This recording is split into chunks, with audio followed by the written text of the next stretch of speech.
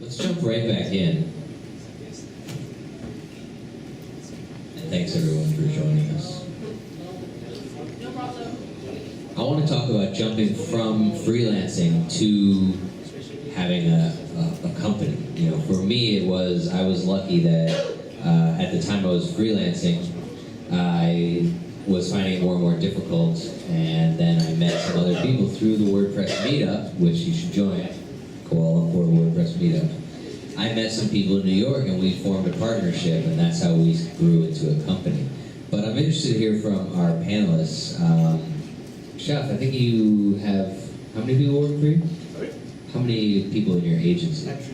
Three, all right, so I think you're the smallest besides mine. And then, why don't we start with you? Talk about how it started and how you went from, because you were freelancing first. Yes.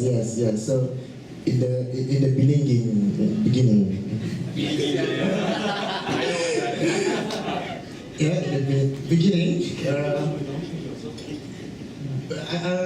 Okay, let's go back 10 years back. I was working with some IT company, and I did some freelance work. Okay, until I comfortable to start on my own. Right, but then before you decide to quit your day job, you need to prepare. Okay, you need to prepare to lose. Okay, so imagine that you don't have any source of income. In my case, I prepare for 6 months ahead. So financially, I have at least covered my, some money to cover my bills and loans and all that for at least 6 months before I decided to quit. And then I started to, the difference between when you do freelance and do it full time, it has lots of different, right? So before this, you have, some sort of like a schedule that you already plan only work at night. But once you do it full time, there's no time for you to rest. Okay. I'm lucky because I always I believe if you want to double your income, you find someone who earn as much as you and you marry her. Okay, so I have my wife who actually support me financially also. When I don't have much job.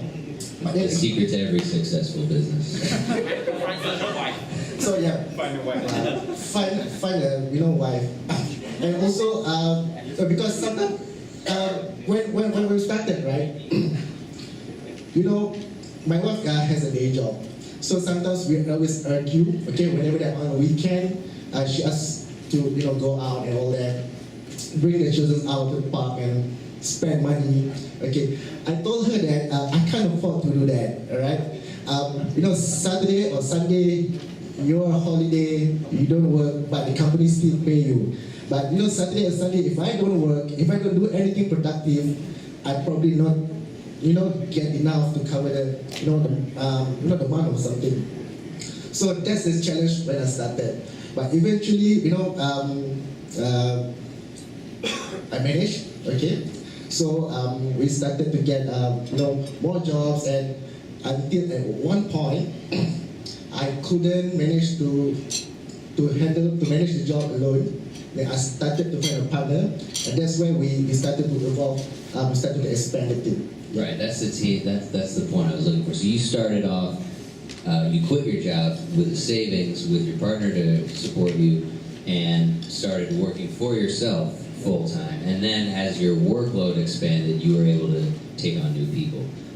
But I would think preparing for that, and Edwin, maybe you could speak to this, is that you need to have those people in place, I think, ahead of time, because you might find yourself needing work or unable to take on more work, but you don't want to say no to a contract. So how do you form those partnerships and collaborations early in order, how did you find people to work for you? Did you put out job ads, or did you find people to work as partners first? Okay, let's just start from the top. So how do I do it myself first, and then second part of the question is how do I find people to work with me, right? Okay, so the first part is, of course, as freelancers, you do everything yourself, from building the website design, mock-up, everything, and making sure that you have cash at the end of the month and not asking your partner for money. So, but being freelancer, then you start to segregate which area belongs to which area. So you know that you probably need some admin to actually monitor your expenses or monitor your income, and then you would need some people in operation, and then you need some people in sales and marketing, and then as time progresses, you realize that you're spending too much time on operation. Then this is where you start breaking down things little by little, and that's why I actually recommend you guys to use Toggle, so you can actually track every single part of your day, what you're doing. So at the end of the month, you can see how much time you spend on something, and that is when you know which person to hire. Now that comes to the next question: where do I find people to hire? Well, technically in Malaysia we have Kedai Kopi WordPress. Yeah, WordPress Cafe. It's a group in Facebook. It's Malay based. You're free to join, but you probably need some translation. Yeah, I would, yes. So if you have any problem, you just post it there, and then somebody will try as much as possible to help you. And if you're looking for a job, or you want to find someone to fill a position in your company, you can actually post it there, and they will always have friends, IT friends, or cousins who are in IT who will be interested to join. So the first that we did was the Facebook group, and then it was on our Facebook page, and I think that's about it. And some of the candidates that we interviewed, we actually asked them to refer us to somebody else. So because they normally, when they come interview, they also have like classmates who are in the same department. Right. Okay. Now, Purnendu, I think you have the largest firm of any of us. You said something like 30 employees. Yeah. So talk about running an agency of that size. How did you grow? Was it quickly to that size, or how do you manage a team so large? For me, two things required to run a business. One is what Seth covered, a wife who is earning a lot for you, so it will less your tension, earning money, and good partner. If you are good in, suppose you are good in technology, then you need a good co-founder from finance or from sales marketing. So you can't cover everything all by yourself. Today I am here, my technology team working on India, and I'm pretty proud by none of my project pending or will not be delivered. I don't have any tension of that part. So finding good people is the most important, and for me it's not happen overnight. I did my first job, then at the last stage of my working under some boss. I would say rather use this period of time working under some boss. That was my first job, and on the end of my first job I started working as a freelancer. Then I made a few friends who were doing freelancer, and then I finally found my first co-founder. I co-founded two companies, first one, and this is the second one I'm doing right now. So for first one, the guy is from marketing. In fact, you can say he's a college dropout, but he's very good in marketing, very good in research. In fact, he kicked me out to be a businessman from a developer. So finding the right partner is at right time would be a pillar of success, I can say. So that is the first part. Then as soon as I started growing, people will come to take the responsibility. So don't be, I am the boss, I will cover everything, I will be here, I will be there. From the bathrooms, toiletries, to bank statement, don't be in lots of things. So Delegate, in other words, delegate tasks. Empower. Yeah, empower. So share the power to everyone. So behave like everyone is your friend or everyone have the same power. Try to delegate the responsibility as soon as you can. Suppose he is trying to take care of the finance, give them the finance and be safe. I don't have any task. So it will make you pleasure, and finally, at least I'm not sure, I'm unable to found, but you may find some time for your wife too. That is a return on investment. I can say, otherwise you'll be divorced for sure. So manage some time for the investment he is doing for you. So balance that part too. So I can say. And in terms of team size, try to divide your team into small sizes, 4 or 5 people. For me, managing 32 people, I only talk to 7 people, not really 32. So I'll come in the morning and do scheduler meeting or weekly meeting prior to the discussion. So suppose I'll sit down with the sales team, 2 sales team on Monday morning, 2 p.m., 4 p.m. So and they are already aware the weekly meeting will be held on Monday, 4 p.m. For developer, they will be on Wednesday. So everyone is aware this particular time the meetings will be happening. And one more thing I'd like to say, ask your people to do participate on these particular events. So they get to know about and they will basically brand your thing. They will brand your brand. So people get to know about them. So not always you do travel in those events. So ask your people to travel in those events. They will get to know, they will give you idea and automatically start growing. It might be, and one other thing, keep your eyes and ear open. So it might happen, you're traveling in a bus or train, you might be listening to something and that might boost your business. So keep those things. While I was traveling by bus, I tried to check the ads that is being displayed in the hoardings. I met a person from there only. He was a college director, something like that. I met him and I created that particular network grow.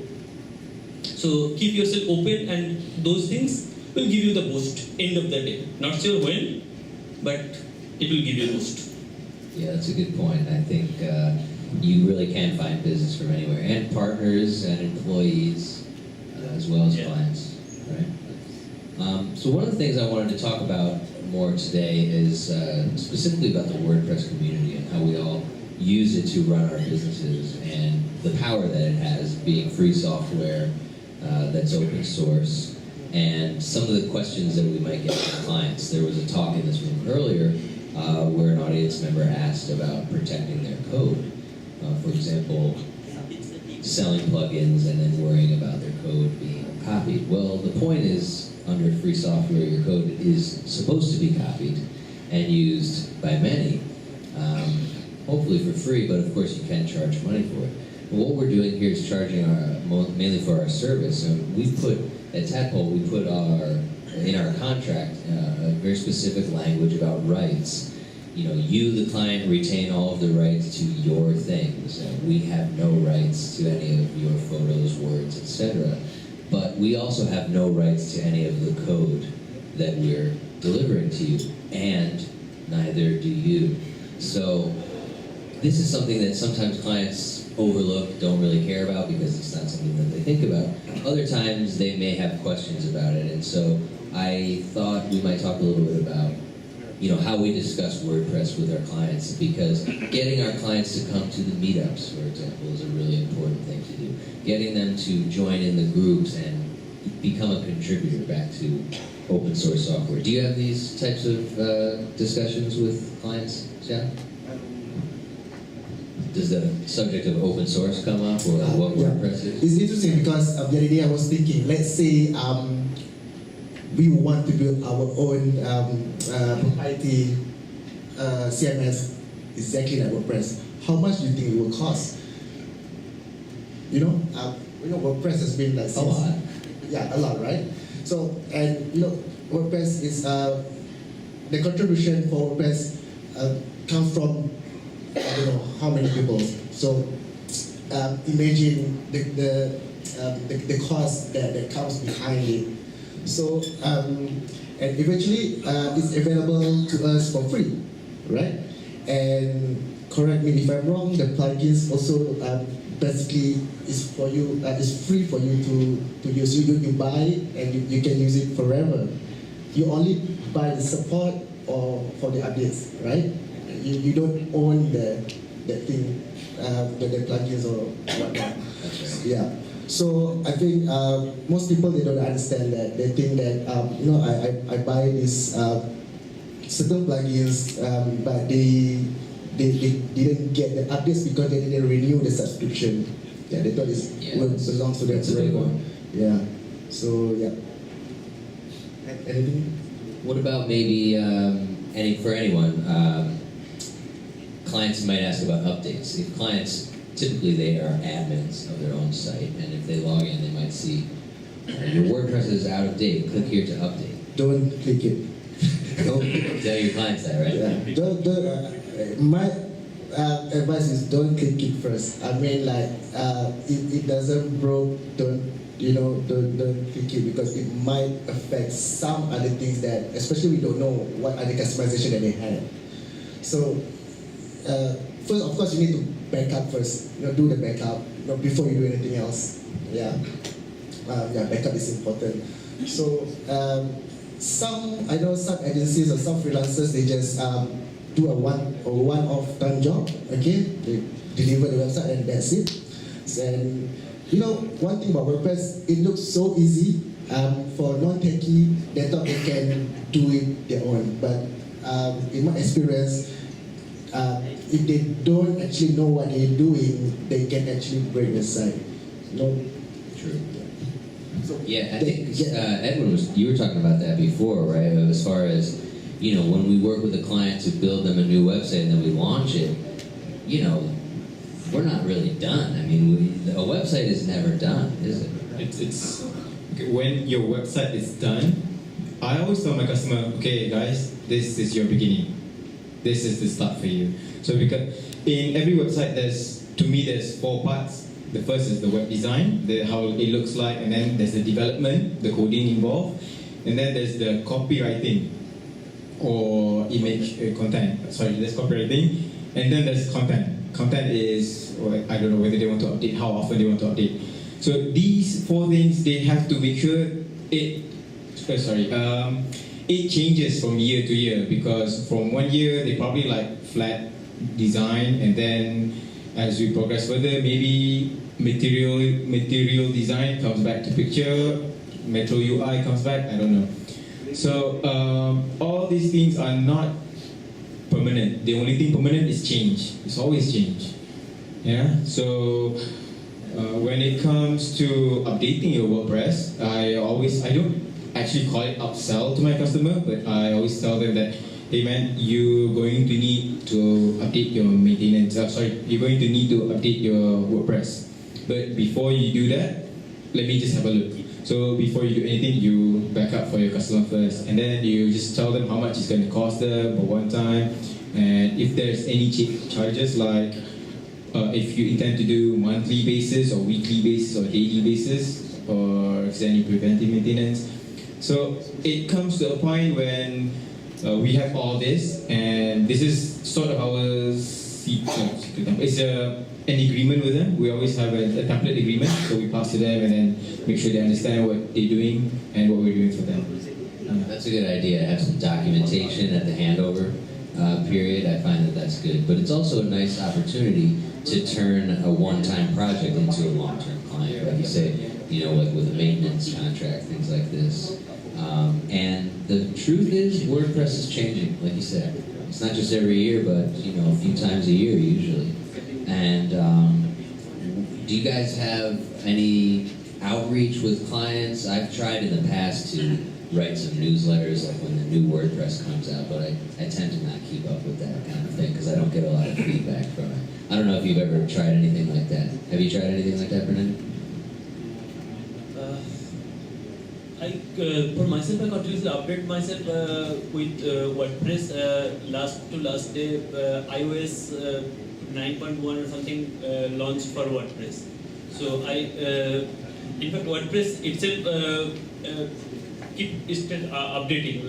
Previously, these particular meetups was not being there in our WordPress dashboard. But recently, WordPress started promoting these particular meetups in everyone's WordPress dashboard. It's local. If it is a WordPress meetup group and it's already official, means the one, sorry, not this particular page, the previous page, WordPress plus 2 organizer. If it is WordPress plus something organizers, WordPress is the main organizer of any meetup group, that meetup already will be displayed in anyone's WordPress dashboard. So WordPress started promoting the events in the WordPress dashboard itself. WordPress, in fact, I am attending one trainer workshop from next week onwards to train people how they can conduct local meetups. So that is one initiative taken by WordPress itself. So WordPress itself tries to promote things. In fact, Madeline already invited everyone to contribute on the core WordPress Gutenberg release 5.0.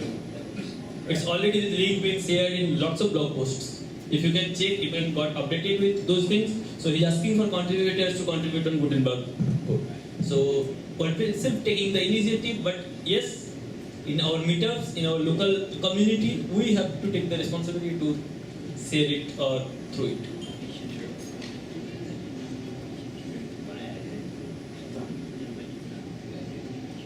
All right. So yeah, I think that speaks to our responsibilities as community members. You know, we're all in this together. There's nobody really special in this community. It's all about everybody pitching. Rindy, can I add to this? Yeah, please. Okay, so typically when you deliver a project, sometimes when you try to sell them a maintenance plan, they don't really care anymore because they just want their website to be up and running. So, and then since you still have their password and login account, 1 year later you can probably go back and then check, hey, you're still using 4.5.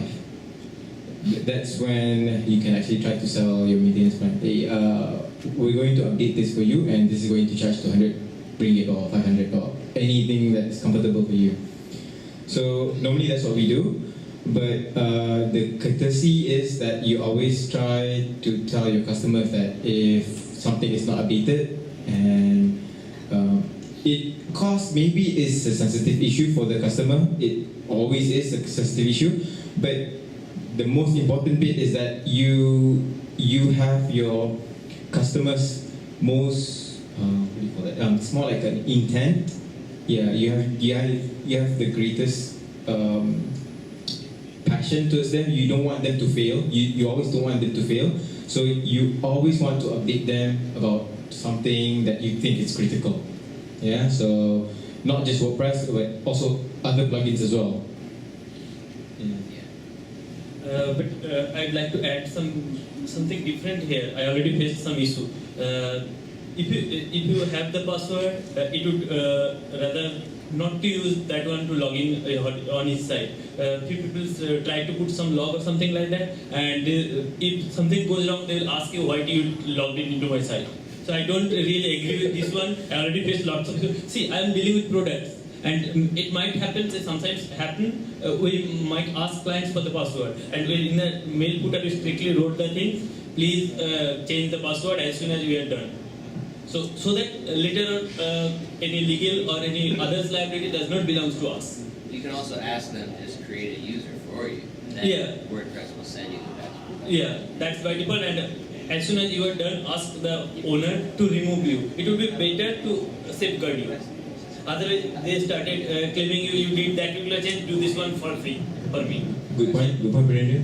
Good point, thank you. Yeah, I already faced 2-3 issues, such issues. I never tried to do login, so I have lots of sites and lots of clients. I never do like you. I don't have much time, neither will our team have. But we face these particular problems. People are coming to us, hearing that this one, you did that one. And one more thing I'd like to add in our previous talk, that WordPress powers you to do business and earn money. So it's our responsibility, like it's our parents who is feeding us. So our responsibility is return something to WordPress community. At least make people spread the word WordPress. Yeah, So that's a good point, because I wanted to talk, and that's a good segue. The founder of WordPress, Matt Mullenweg, is going to be speaking, giving the annual State of the Word speech next weekend at WordCamp US, which, if any of us are lucky enough to go, I'm jealous. It's going to be in Nashville, Tennessee, USA. I can't make it, but it will be streamed online for free. So if you go to the WordCamp US website, you can buy a free ticket to watch the live stream.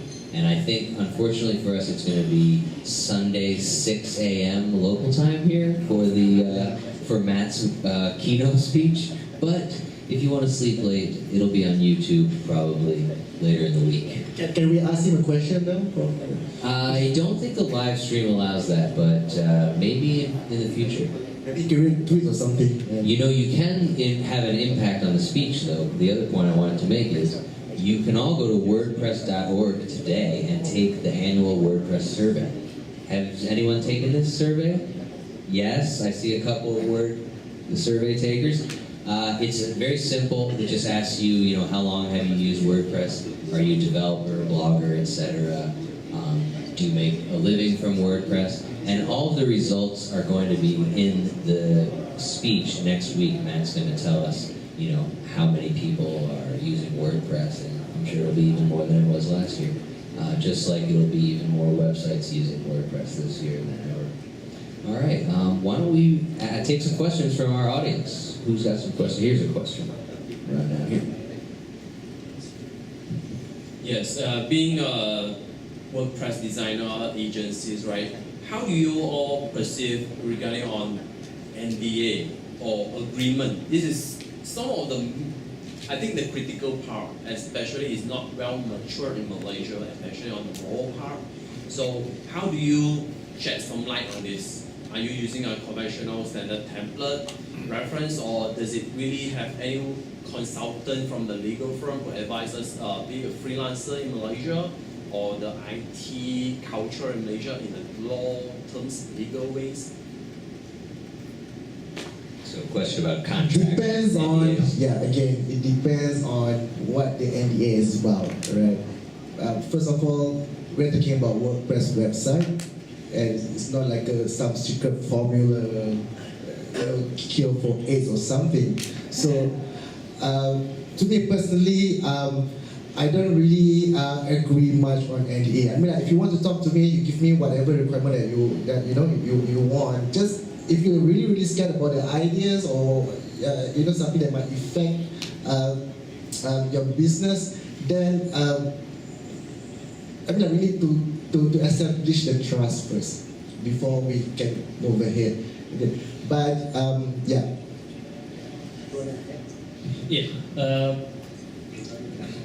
For the small level, I do agree with him, but for bigger level, you do have the system, you do have some process.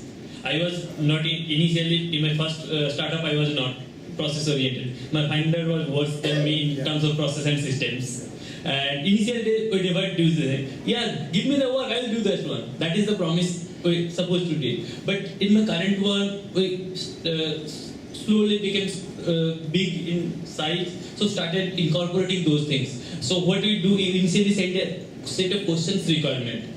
What will be your site color? Do you have logo? You already don't have any logo. What is your preferred color? What is your preferred site? Something like that. A questionnaire kind of thing. Then as soon as we got the answer, we get to know, yeah, the client is looking for a simplistic design or retro UI or something like that. As soon as I get to know that one, then we talk to people, and finally we do send a legal agreement that is written by some lawyer or something like that. And where we do mention that will be, we'll provide you 3 revisions and 3 PSD or something like that. So we clearly wrote all the deliverables. Means you can get up to 10 revisions, and the same revisions can't be repeated or something like that. The A, B, C, D, lots of points. So this is something we do send at the end of it. Yeah. Can I add on that? Okay.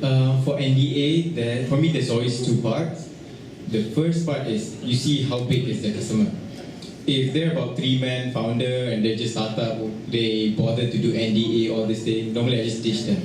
I'm not going to do this because whatever you're thinking of, it's already out there. Don't think that you're so unique. Okay. And I treat NDA for a small company or startup as snobbish. So I don't really deal with snobbish.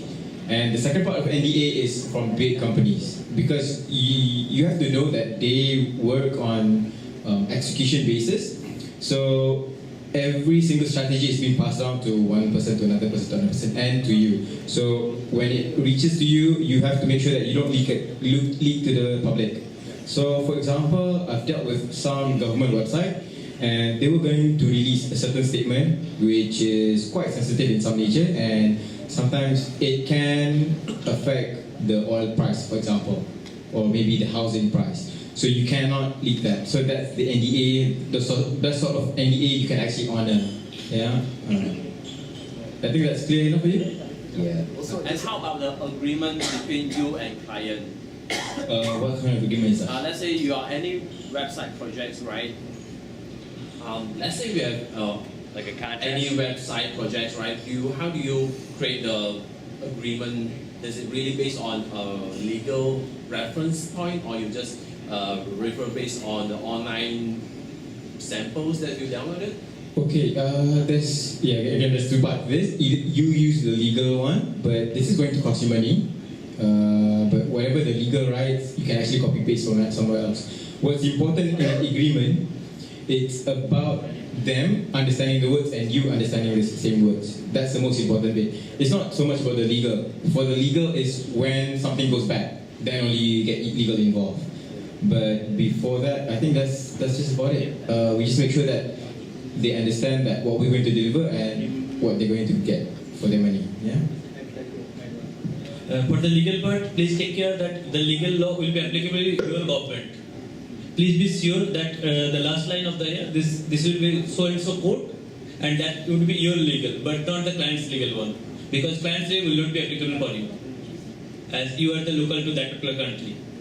So be sure in that particular line changes if you are copying any template.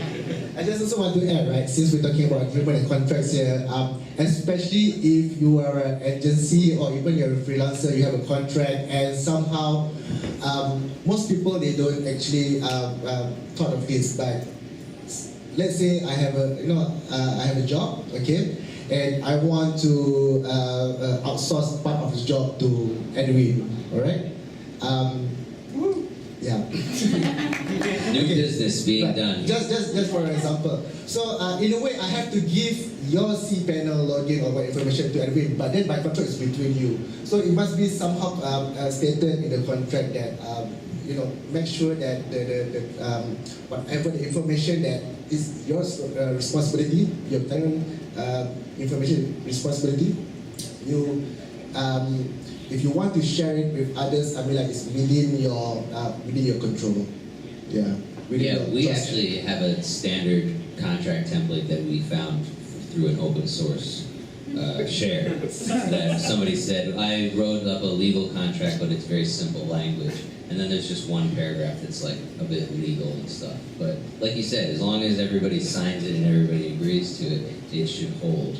And usually only goes bad when things go wrong with the client. In which case, that's why you have a deposit up front, because things go bad later. At least you didn't get, nothing for it, right?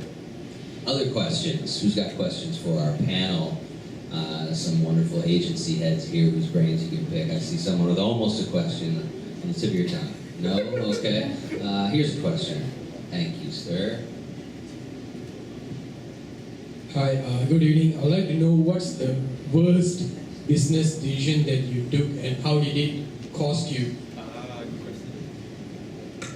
Great question. Who's going? Purnendu.